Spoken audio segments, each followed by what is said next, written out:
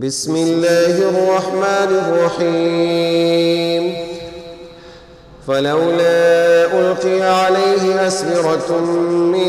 ذهب أو جاء معه الملائكة مقترنين فاستخف قومه فأطاعوه إنهم كانوا قوما فاسقين فلما آسفونا انتقمنا منهم فأغرقناهم أجمعين فجعلناهم سلفا ومثلا للآخرين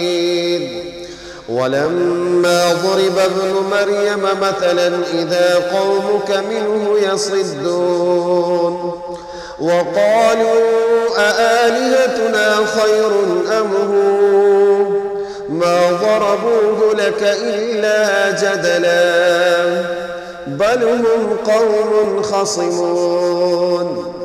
إن هو إلا عبد أنعمنا عليه وجعلناه مثلا لبني إسرائيل ولو نشاء لجعلنا منكم ملائكة في الأرض يخلفون وإنه لعلم للساعة فلا تمترن بها واتبعون هذا صراط مستقيم ولا يصدنكم الشيطان إنه لكم عدو مبين ولما جاء عيسى بالبينات قال قد جئتكم بالحكمة ولأبين لكم بعض الذي تختلفون فيه فاتقوا الله وأطيعون إن الله هو ربي وربكم فاعبدوه هذا صراط مستقيم فاختلف الأحزاب من بينهم فويل للذين ظلموا من عذاب يوم أليم هل ينظرون إلا الساعة أن تأتيهم بغتة وهم لا يشعرون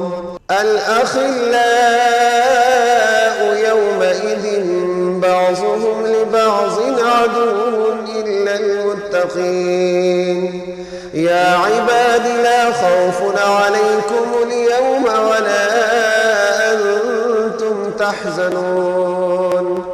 الذين آمنوا بآياتنا وكانوا مسلمين ادخلوا الجنة أنتم وأزواجكم تحبرون يطاف عليهم بصحاف من ذهب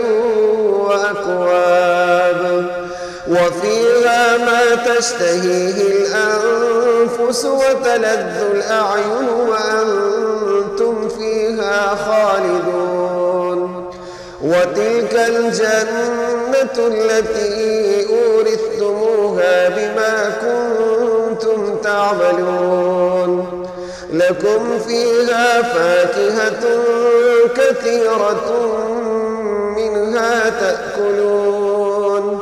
إن المجرمين في عذاب جهنم خالدون لا يفتر عنهم وهم فيه مبلسون وما ظلمناهم ولكن كانوا هم الظالمين ونادوا يا مالك ليقض علينا ربك قال إنكم ماكثون لقد جئناكم بالحق ولكن أكثركم للحق كارهون أم أبرموا أمرا فإنا مبرمون أم يحسبون أنا لا نسمع سرهم ونجواهم بلى ورسلنا لديهم يكتبون قل إن كان للرحمن ولد فأنا أول العابدين